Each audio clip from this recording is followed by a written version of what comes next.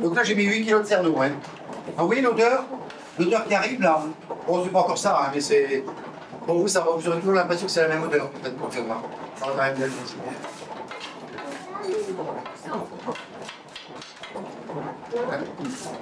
Oui, il s'est arrêté en 54. De 54 jusqu'en 94, bah, il s'est arrêté. C'est devenu une ruine. Moi, je suis arrivé ici en juillet 94. Donc, c'est pas vieux. Hein. Voilà. Et les 400 kilos, ils y sont. Hein. Sentez au sol. J'ai bien les 400 kilos. Je suis extrêmement aussi. Là, je vais mettre 8 kilos de cerneau. Très intéressant, pas de cerneau noir, hein, mais que du cerneau blanc. Ce que je prends le principe, c'est qu'une belle matière première fera toujours un beau produit fini. Il n'y a pas de mystère.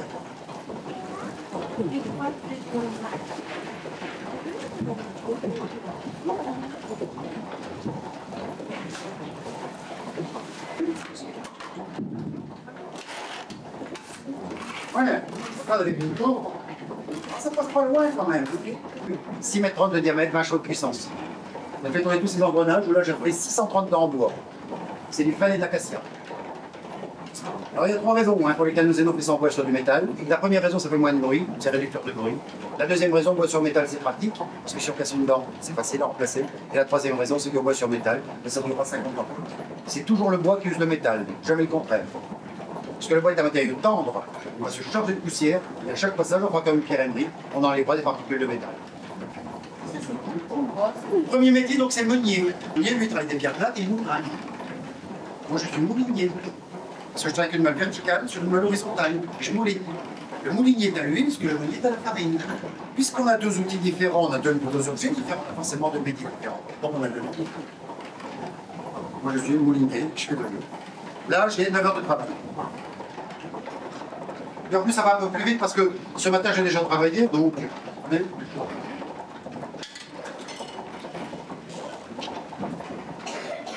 Presque 3 tonnes.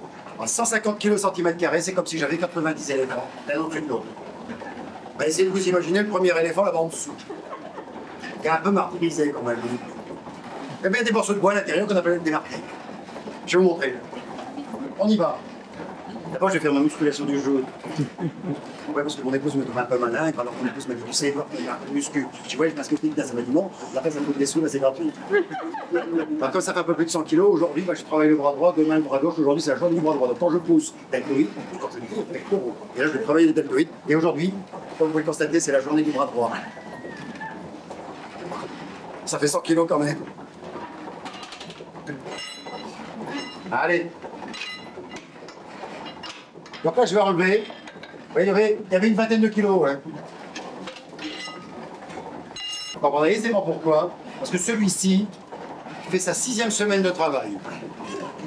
Regardez son épaisseur. Quand il est neuf, il est comme ça.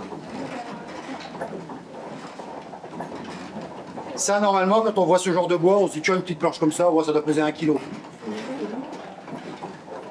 Je lâche. Ça fait, ouais, attention. Ça fait 7 kilos. Je vais vous donner quand vous essuyez les mains. Ah oui, ça fait 7 kilos pièce. Hein. Moi, c'est de l'huile de noix pour y aller, puis après, sur le cholestérol. Ça fait 7 kilos. Alors, je ne peux pas mettre n'importe quel bois. Je ne peux pas mettre de chêne, de frêne, d'acacia ou de châtaignier parce que ça contient des tanins. Et à 270 tonnes de pression, moi, je vous garantis une chose, je sors de l'huile de bois. Mais quand je fais de l'huile vierge, première pression, pur fruit, ça fera pas des ordres quand même d'avoir de l'huile de bois à l'intérieur, dans cette huile vierge. Donc à partir de ce moment-là, on utilise du bois sans tanin. Et là, j'utilise de l'érable. Et vous avez vu, un 7 kg, hein. Ça, à la 4e pressée, ça ne flotte plus, hein. La densité devient supérieure à l'eau. On a écrasé toutes les capillaires qui sortent de la sève, et puis là, quand ça... Oui, bon, 7 kg. Le tourteau, ce n'est qu'un nom générique, qui veut dire résidu d'un oléagineux après extraction de l'huile. Donc vous avez le tourteau de soja, le tourteau d'olive, vous avez le tourteau de tournesol, le tourteau d'arachide. Là, vous allez voir un tourteau de noix. Ça, je vais l'arrêter. Alors, j'arrête pas ma grande roue parce que j'arrête du matériel, hein, bien évidemment. Hein, j'utilise des embrayages. Voilà le tourteau. 20 kilos il y avait là. Ces toiles sont spéciales. Ces toiles, hein, comme on est dans les métiers de l'huile, donc on porte le même nom que l'huile d'olive, ça s'appelle des scourtins. Ces scourtins, au siècle dernier, étaient fabriqués en poil de chèvre. Il ne fallait passer plus de 100 litres d'huile au travers des toiles pour perdre le goût de la chèvre. Essayez d'imaginer le couple va voir l'huile aux gens qui apportaient leur cerneau alors qu'on venait de changer les toiles. Ben, le goût était rustique. Bien, le premier, lui, mettait pas de fromage de chèvre à ses salades. Le deuxième peut-être aussi, mais le premier, c'était... Ouais, alors poil de chameau, bien sûr, parce qu'on a une grande période coloniale et l'industrie aimait bien utiliser ce qui venait des colonies. Et là, on a utilisé le chameau. Même goût, même odeur, même punition pour le premier. Parce que ça pue un chameau, hein. On n'a pas de problème. Pendant la guerre, et jusqu'en 1960, on a utilisé une fibre animale. Toujours une fibre animale, on a utilisé. On a utilisé le cheveu. Ah oui. Ouais, pas n'importe quel. Cheveu asiatique. Regardez un petit peu la différence. Ouais, chinois. Enfin, chinois, c'est trop réducteur. Asiatique. Oui, nous sommes Indo-Européens. Souvent, quand je vois des messieurs qui deviennent chauves, qui comme manipulent, avec des mains qui ont de l'huile de noix, de l'huile de noisette, donc ils sentent rien. Normalement, Laurence, de la noix, c'est quand même quelque chose d'assez horrible. Et là, ça sent rien. Bon, 25 ans sans être lavé, je pense, mais ça n'engage que moi. Je pense quand même qu'on en enlevait les poux, on devait quand même les épouiller avant de les mettre au petit. Ça va bien. Ça va bien. Donc voilà la troisième. Et à 60 degrés. Regardez bien. La fibre animale ne colle pas à la fibre végétale. 270 tonnes de pression, imaginez 90 éléphants. Voilà. Le tourteau. Alors vous voyez, regardez, ça colle pas. Hein. Ça c'est l'avantage de la fibre animale. Hop. 1 kg de noix, 270 tonnes de pression. Mettez un peu de colle dedans, ça nous fait du nouveau pan. Oui, goûtez les enfants, c'est bourré de vitamines ça. Découvrez, goûtez-y. Vitamine A, vitamine E, vitamine C, tous les oligo-éléments de la noix sont dedans. Ah ouais, puis j'ai pas de marteau. Hein. Ouais, non, vous pouvez y aller, hein. Découvrez, vous allez voir. Hein. Ah oui. Si, c'est de la noix sans huile, c'est de la fibre, hein. Vous pouvez y aller. Hein. C'est bon, hein. Ah, en principe, les enfants aiment bien, oui. Et ça purge pas, ne vous inquiétez pas.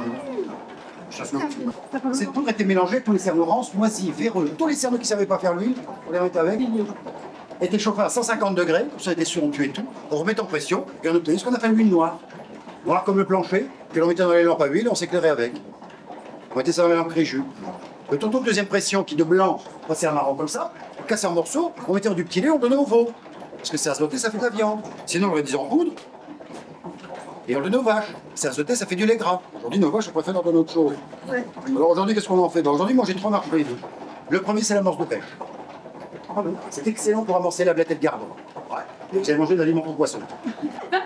Vous allez en rester muets comme des cœurs. Ah oui, j'ai coupé mon tirage déjà depuis un moment. Hein. Le but, c'est pas d'obtenir d'un noix grillé. Différence de bruit entre le bois métal et le métal sur métal, ben le blanc. Voilà. C'est mes cordes vocales qui sont contents. Dans mon saut du 20e, pas arrondissement, un siècle. Dans mon saut du 20e, donc je vais ramasser cette pâte de noix qui est là, et je vais la mettre en pression. Voilà, donc là maintenant j'ai intérêt à me dépêcher quand même. Parce que là maintenant, bah, ça va faire comme une omelette, hein, donc ça ira faire fort. Voilà. Mise en place des toiles. Voilà.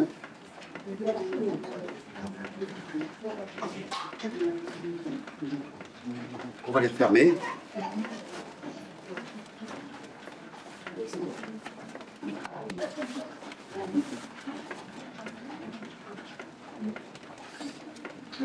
Musculation, donc là je travaille les pectoraux. Embrayage par polypole. Je referme ma bonne. Voilà. Comment ça marche? Oh, c'est tout simple. Hein. Vous voyez, cette polyline ne sert plus à rien. Mis d'embrayage. Mon compresseur m'envoie de l'eau, compresseur à eau, sous pression dans le tuyau. Regardez bien, c'est pas cette partie-là qui descend, c'est celle-là qui monte.